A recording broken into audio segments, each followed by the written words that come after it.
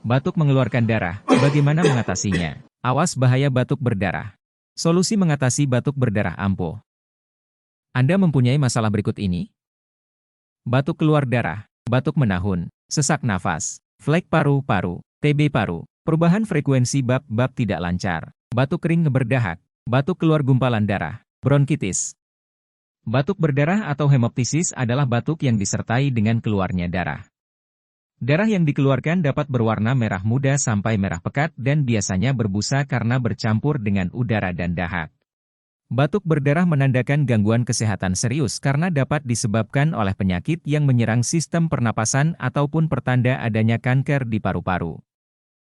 Penyebab batuk darah, antara lain adanya iritasi dan infeksi di saluran pernapasan. Bagaimana cara mengobati batuk berdarah?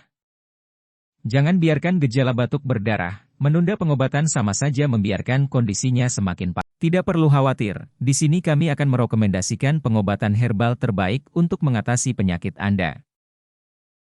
Jangan biarkan penyakit batuk dan paru-paru mengganggu aktivitas Anda. Sudah puluhan ribu orang telah mencoba produk Denatur, Detopar dan Pipeca Denature salah satu solusi terbaik untuk keluhan Anda. Untuk mendapatkan paket paru-paru kronis, membandel yang sudah menahun, segera kontak kami sekarang juga. Untuk berkonsultasi dan dapatkan paket obatnya, telepon atau SMS kami di 082249471102.